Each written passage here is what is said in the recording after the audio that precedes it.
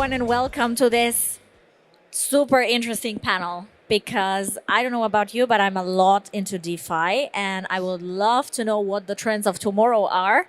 So I would like to start this panel with a round of introductions. My name is Maria Eneva Olms, and I'm the founder and CEO of Ecolens, where we educate professionals and onboard them on Web3 projects through activation events such as online hackathons, developer challenges, and user challenges. I would like to start here on my right with Munir. Do you want to introduce yourself, please?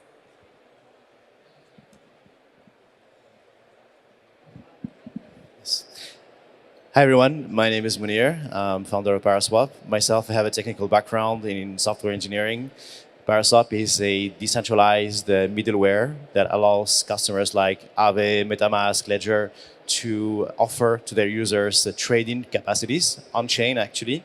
And it's been already 4 years that Paraswap has been launched, and we processed over $53 billion in trading volume. Thank you. Do you want to? Hey, hello Maria. Hello everyone. My name is Elwan. I'm a developer relation engineer at Coreum. Do you want me to give a little background? Yeah, a little background about Coreum. Yeah, so I'm from the Caribbean. I study in Montreal. I have a computer science degree, engineering. And yeah, I've been with Coreum since this year. Nice to meet you, everyone.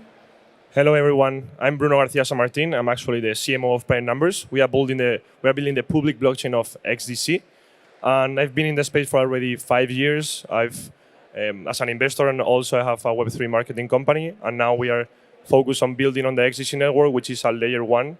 It's, let's say, a fork of Ethereum. We are ISO compliant. We are in the trade finance sector. I'm very happy to talk to you guys and give some insights about DeFi today. Awesome. Hello, everyone. My name is Favio Velarde.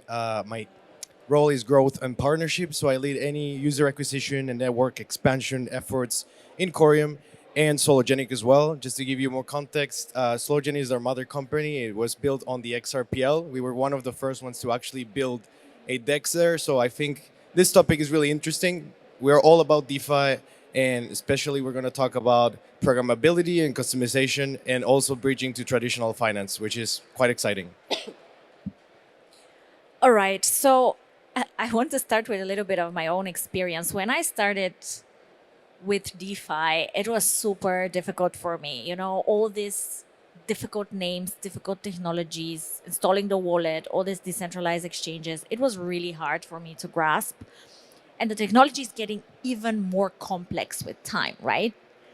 So for me, usability is one problem that we can maybe speak about later. But my first question would be, what emerging technologies or innovations do you see as the most promising for shaping the future of DeFi, Flavio?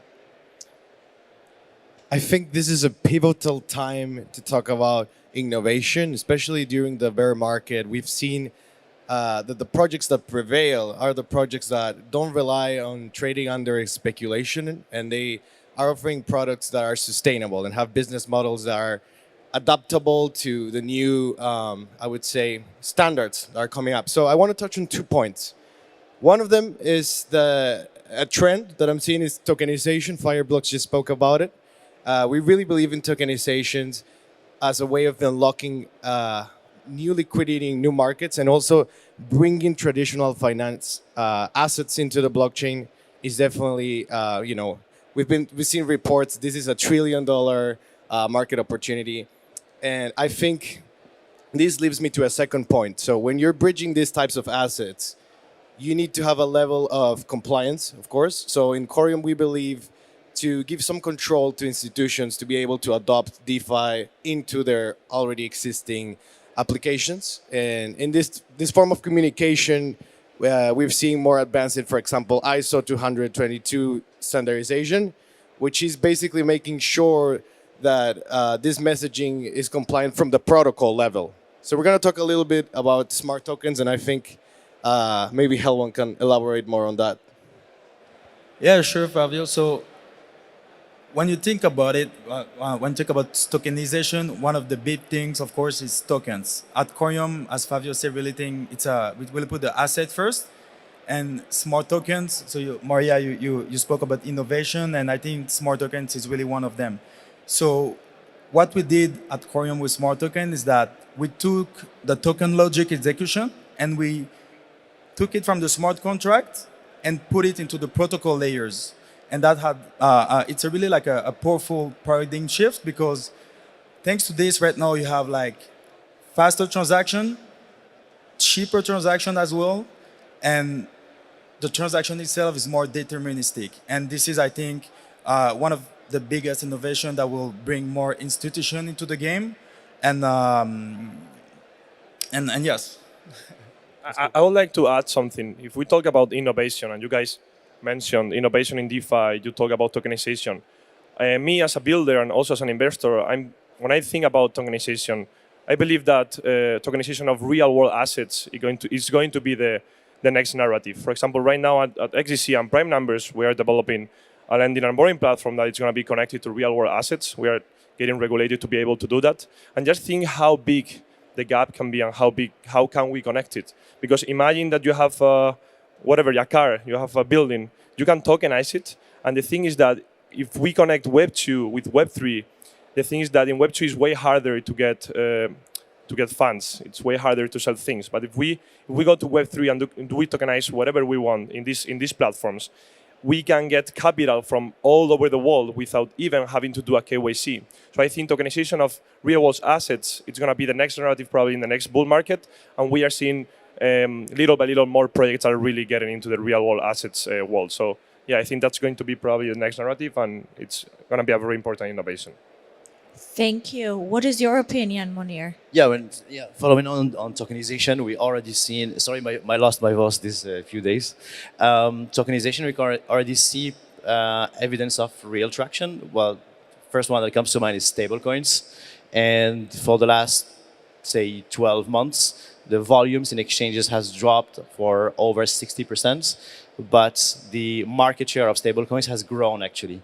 And we can see also a lot of usage for stablecoins. Like in Paraswap, we pay only in stablecoins, where our engineers receive salaries in dollars, euros, pesos, in whatever you name it. So it's a crypto to fiat. Yes, but we hold our treasury in stablecoins only. But also one thing interesting is MakerDAO.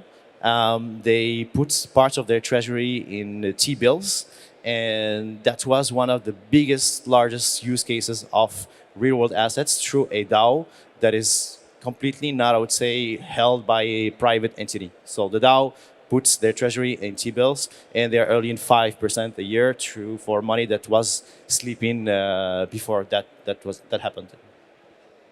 Very interesting. Thank you. All right, now a question for Bruno. How can DeFi projects address the challenge of scalability, security, and regulatory compliance in the coming years? So regulatory compliance, very interesting. Okay, I think we can divide this question in the three different topics that you just mentioned. I think DeFi right now, it's improving a lot, but there is a lot of lack of security because everyone can build in Web3. It's an open source platform, it's an open source network, and it's like a jungle. So if we go into security, I think that every single DeFi platform should have audits, which is very important because we've seen it throughout the bull market that a lot of players didn't even have audits and they had a lot of millions in total value locked. So this is something that we need to work, and I think the connection would be regulations. I think if every DeFi project is regulated, I think this could be the opposite, but DeFi and regulations, I think they can work together. If every DeFi platform, if every lending and borrowing platform have licenses here in Europe or in the US or in Dubai, whatever you want to get those licenses, I think it's the way to be more secure, and also it's the way to pass those regulations. And talking about the scalability, I think DeFi right now, it's not as friendly as we want it to be in the future. So I think building applications that, for example, have fiat or ramp solutions. Imagine a lending and borrowing platform or a DEX that you have a fiat on ramp solution where you just put your email and you don't even need MetaMask. That's really going to get scalability and more users into the DeFi ecosystem. It's going to take some years. We need to work on the platforms. We need to work on doing it user-friendly. But I think those are the things that I believe that will help get more users into the DeFi ecosystem. Can I disagree on a point? Yeah, sure. I believe that DeFi protocol should be like neutral public goods that don't need to be compliant with any protocol, but maybe users of those DeFi protocols, maybe we can have some nuance. But I'm like a kind of a for a separation between the native protocol, like say HTTP email, like nobody regulates HTTP and email, but state nations can regulate how do we use those protocols. That's my opinion. Okay, but if we want adoption and we don't want every project or every platform to be regulated, like we cannot get people to regulate themselves. We want real adoption, we need those platforms to be secure, right? Yes, I agree. Maybe we can have standards. For instance, recently a French regulator published a paper on proposals for how DeFi protocols can be safer. We can agree or disagree on a lot of details or nuances that they provided, but for instance, something like kind of a certificate that can provide at least the tuning for end users, who I think should be maybe institutions that can make the best judgment for whether this protocol is safe or not. Knowing that we can never be 100% sure for open source code that is not guaranteed by anyone. Yeah. And this happened also in Web 2.0, I would say, like Java. 2 years ago had a bug in its log, and a lot of companies got hacked because of that. And yeah, you cannot regulate Java neither, I guess. Yeah, I agree with you on that. Yeah. If I may, I think that, so there is two things here. There is like regulation and framework, as you say, Munir, but I think, so if you, for example, you give a certificate to companies, at the end of the day, there is still like a bigger company or an institution that is going to issue the certificate. So it's still what Bruno said, right? It's a regulation. But if you put like some frameworks in the addition, for example, let's say ISO 222, that is a super powerful tool that all of the company, all of the blockchain company, and even like the traditional DeFi company can use to make sure that all the transactions are standardized, right? Yeah. So you introduce less vulnerability, less bug, upgradability is also better, and yeah, I think this is an interesting framework. I think I wanted to steer away a bit the conversation on from regulatory standpoints more into the scalability point you mentioned, which was the second one. I think an important change that we've seen very fast in the industry is modularity. And what I mean by that is, for example, it's not enough for now your wallet to just do transaction signing and sending. And specifically, DeFi protocols right now, they are becoming more compatible with different wallets, but the wallets themselves are not just wallets anymore. Now they have a swap protocol integrated within. They also are adding for token management, token issuance tools into the wallets. And I think, for example, Cosmos is doing this in its own way. I think the Cosmos kit is very modular in a way that you can easily integrate applications within applications. And I think this is really interesting in general because we don't want to have a kind of like, we want to have an horizontally scalable industry where everyone has a purpose-built DeFi protocol, but they can still interoperate, and we don't need a wallet for a specific chain.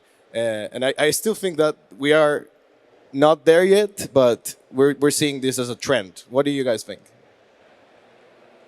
Yeah, I think you're right. And speaking of scalability, so Bruno, I'll take the same analogy, same structure as you. So if you divide it in three pieces, you have like the application layer, the blockchain layer, and the user, the end user, whether it's an institution or like a retailer. I think that scalability is going to come. I'm going to talk about what I know, like the second one. So the blockchain, we also need like to make sure that the blockchain, the tool that we're going to use, is scalable. And as you said, Favio, that passed by being a chain that is interoperable, that is fast, that is secure, and that have the right tools to enable like this scalability. Munir, do you want to add something to that? No? I cannot disagree. So I already All right. disagreed. So yeah. Yeah, me too. So guys, because one part of the question was about regulatory topic, and we moved out of it a little bit, but I think it's very important to talk about it. So let me ask, how do you envision the regulatory landscape evolving for DeFi? And what steps can the industry take to proactively engage the regulators while persevering the decentralized nature of DeFi? Munir, do you want to start? Yeah, I'm in for a separation between apps that are end user facing or it can be even institutional facing from the layers that are native to protocols like code that is open source that's running on the blockchain has to be completely neutral regardless of the jurisdiction or the regulator because simply it's something global, it's something that's supposed to serve a public purpose. The analogy is email, HTTP, and so on. But I believe that it's very hard to imagine a world maybe in the future where it's gonna look like today, where everything is not regulated and the thing else that this is not custodial removes the responsibility from anyone. But we are also in for a smart regulation that's gonna take the nuances of this field that is very, very different from traditional finance and fintech. And we've seen more and more regulators, especially in Europe, obviously, and also in Asia, in Southeast Asia, getting this nuance and understanding this nuance and trying to do baby steps and iterate in order to end up finding the best possible regulation that's still flexible and allows innovation in the space. Thank you. Do you guys have any thoughts about that? I think on the front of regulation, I think everyone in this panel works on the technology side of things. So my approach is always to encourage a hybrid model or just having the option for enterprises or institutions that want to use this DeFi technology to be able to KYC their users. So for example, on Sologenic that is built on the XRPL, and XRP recently has a successful win and the SEC. That's really positive for the whole industry and it just gives more accessibility to that asset. But to my point, to, for example, trade stocks, you definitely need to KYC. And the perks that tokenization brings there is, for example, having your cryptocurrencies and your tokenized stocks under the same custody, under the same platform. But for that, you need to be KYC. You need to be compliant. And there's perks to that. And I think that needs to be not enforced, but like I said, as an option. And then the decentralized part, like the DEX, it's still completely decentralized. There's no obligation for you to just interact with that other branch. So I think it has to be like that as an option. Yeah, and for example, on XDC, we have a private network where we work with institutions and enterprises that want to move to Web3. We're also ISO compliant. And I think, and I truly believe that if we want to have adoption, we are going to have to sacrifice a little bit of decentralization to really get those users into our networks and our ecosystem.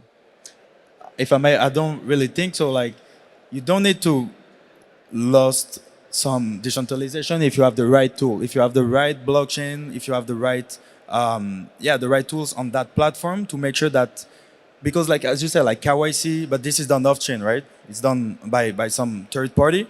But then after that, the question is, how do you enforce this KYC on chain? And for example, I'm talking about Coreum because this is what I know, but like if you look at smart tokens, into smart tokens, we have like what we call this whitelist feature. And this whitelist feature allow to transact on a particular asset on the smart token only for a certain address. And yeah, I totally agree with you, but sometimes enterprises, they require you to, for example, pass KYC or to be regulated somehow. So that's what I really meant. But yeah, I agree with you on that. All right, guys, now let's talk about another trend, and this is the environment, right? This is super important. It's in all of the media. So in light of the environmental concerns and energy consumption, what do you think the future of sustainable DeFi looks like? Munir, do you want to start? What do you mean by sustainable, just to understand the question? Well, sustainable, it means something that, of course, is cautious about the energy consumption, the environment, setting up servers to work with. Yeah, well, I think you can see that as like Bitcoin in anything else. And for Bitcoin, where we can have this conversation, but I think vast majority of other chains are moved to proof of stake, dedicated proof of stake, which I think is energy efficient. Still have also need to convince the Bitcoiners, or like had this debate with Bitcoiners, whether is it really energy inefficient or not. they have some good argument actually, but yeah, I'm not like have the skills or the right knowledge to know. Maybe you guys have a better idea on that. Yeah, I think that. So, that sustainability is it's always like a really good question. Like as you said, like from with Bitcoin proof of work right now, like Ethereum, all of the Cosmos chain, there it's proof of stake, so it's way less energy. But you can think also about it in a different way. For example, let's say you buy a car. If you switch car every year, even if it's like the best car, it's zero emission, it's not really sustainable. So if you talk about sustainability of a product, I think that's come like, it's really where like interoperability and upgradability come from. Like if your product is able like to evolve during the year, you're not gonna need like a new product. And as I say, a new product is like a lot of energy. Yeah, I mean, I'm not a big guy into sustainability, but I don't think that's a main problem in DeFi since it's proof of stake. So the energy cost is near zero. But I think now I've seen new narratives building in Bitcoin. I've seen NFTs in Bitcoin. So I think we should educate more people. We all love Bitcoin. It's just, as you said, we need to separate Bitcoin and the rest because proof of work and proof of stake is quite different. So I think we just need to educate people. So instead of building on Bitcoin and making things not sustainable, since proof of work takes a lot of energy, we can move them into in the DeFi ecosystem, and it's going to be way more sustainable. I think just to close up that whole argument on sustainability, I would like to mention, for example, projects that measure water consumption or energy consumption that are not Web3 native. We're seeing them incorporate blockchain to keep track of their carbon offset reductions or just to keep better track of how they're optimizing their pipeline to actually save more energy, save more natural resources. So I do see blockchain playing a positive role in that realm. And I saw some hackathon actually participants building these systems where you could install a device on a water, I think it's a plant where you clean water and just measure how much you're doing it on the blockchain and then compare it to kind of like the goal. There's an agenda, a regulatory agenda of how much we should aim to reduce by 2025. And by that difference, they can get funding from the government and continue to do these initiatives that are ultimately good for the planet. So I do think blockchain has a positive impact on that front as well. I have a question for you, Munir. So at ParaSwap, for example, how do you abort sustainability? In that sense, like the energy level or what kind of? Both of them.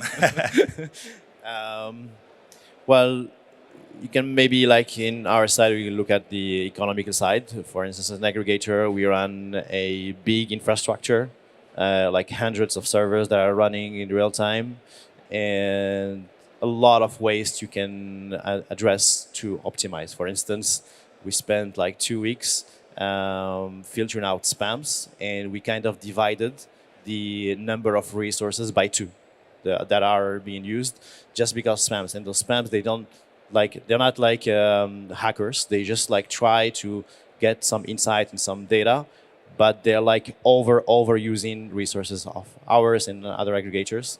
But that's like we're talking about going from, I don't know, 50K a month for in AWS build to 25K, which translates into less infrastructure being used, which translates into less electricity and so on. So that's the only thing I can think about in our particular case. Nice, thank you. Guys, so now that we're talking about the environment, we also have to consider other things that belong to sustainability, such as financial inclusion, right? This is also part of the global sustainability goals. So DeFi often targets financial inclusion. How can the DeFi ecosystem ensure accessibility and affordability for underserved communities, especially in developing countries? Okay, so I can respond this one. I really like this question. So I think DeFi is the key for financial inclusion. So we are all very lucky to be here today. We are in Europe, and I'm sure that all of you guys have bank accounts.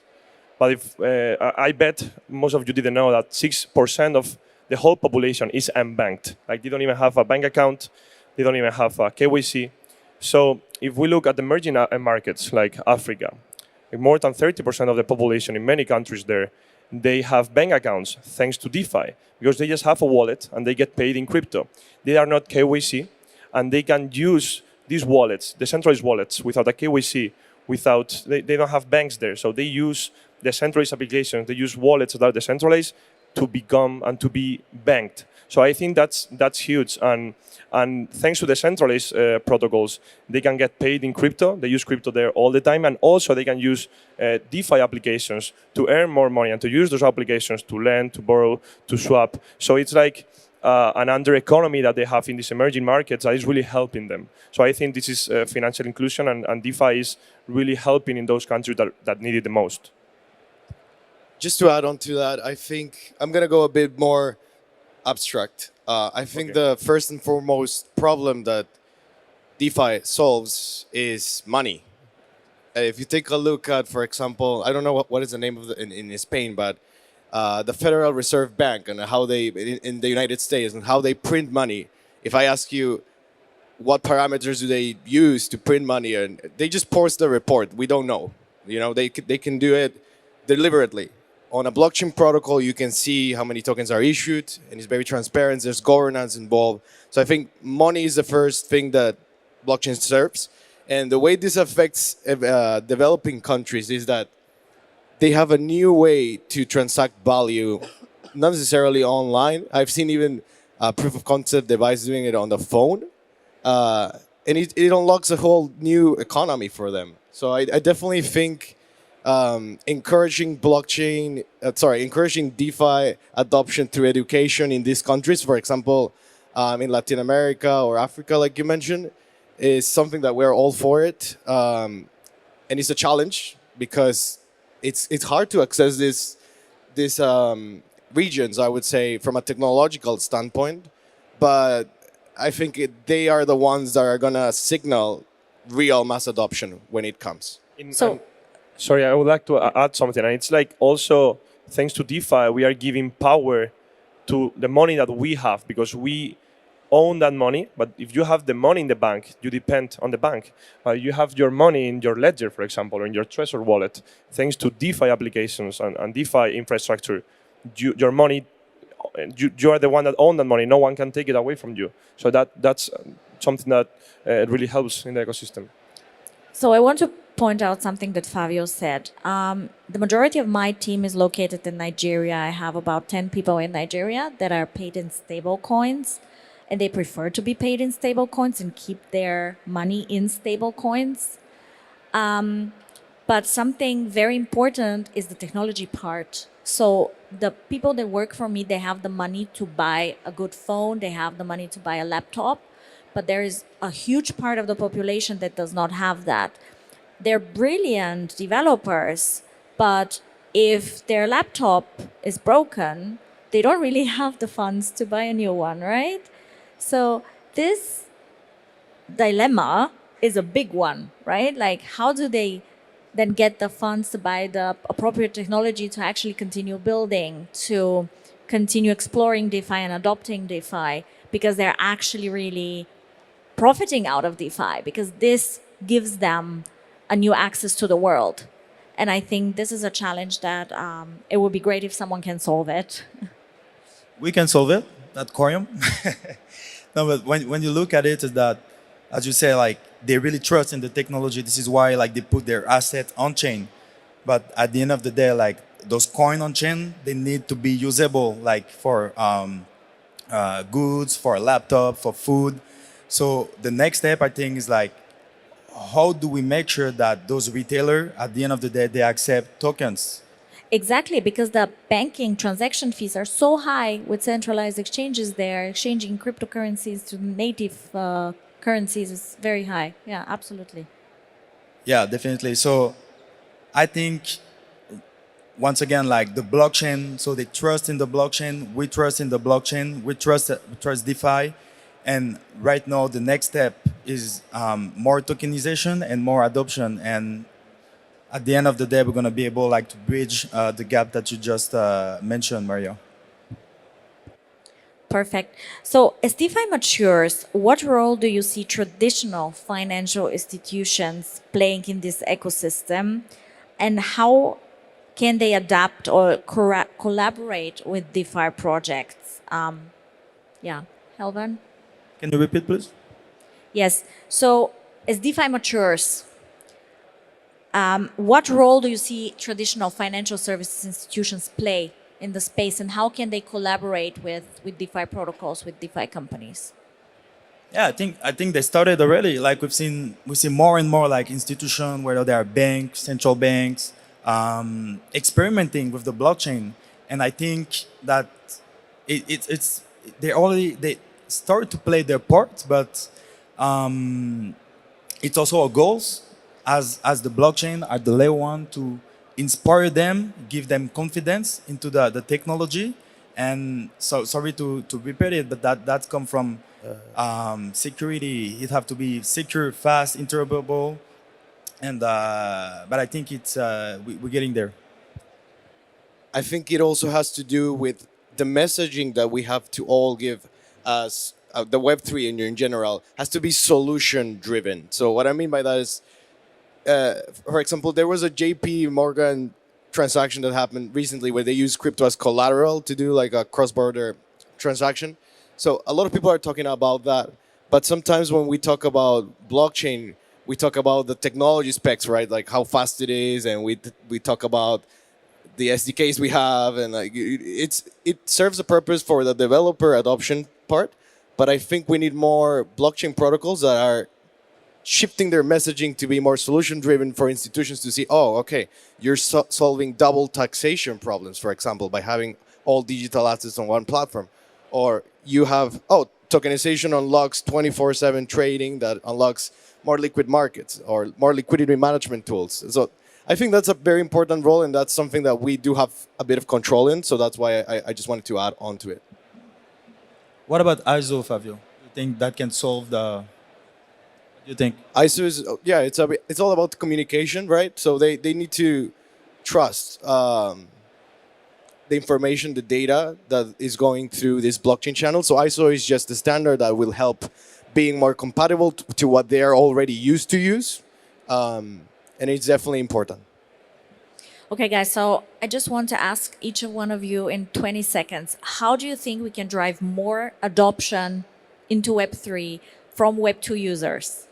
Everyone, 20 seconds. I'll be the first. I'm going to be very quick. I think it's all about education. I think if we educate people about the benefits of DeFi and blockchain, they're really going to get interested, because when I first started learning about Web3 and Bitcoin, I was like, what the heck is this? Why didn't know about this before? So I think the key is about education in schools, in social media, and once little by little we educate people, we are going to get more users. I think that's the only solution. Just to complement on that, I don't think it's just education. I honestly think the Web3 aspect of the blockchain aspect should be transparent. Like, they don't need to know they're interacting with a blockchain. They need to feel as if they're just logging into their Gmail account. And what I mean by that is just trying to, it's not a UX UI problem, but it's a problem that involves just thinking more about the user and how they actually, convenience. It's literally all about convenience. So I think education plus UX UI and then solution-driven messaging, like I mentioned, is a good combo for adoption. Thanks. Helvan, quickly, 15 seconds. Yeah, so I agree with both of you. So I think it's the users, the technology. Like, it's been a pleasure to be here. Like at the hackathon, for example, like we've seen like some amazing project that just bridge that gap. Like how like a normal user that don't really know about blockchain can leverage blockchain capacity. Amazing. And yeah, so yeah, users. Munir. I would say I agree. And yes, abstraction of the complexity of the blockchain may be the key of the mass adoption, I hope. Thank you, everyone, for participating in this panel Thank and you. for Thank you, guys. listening Thank you, to everyone. us.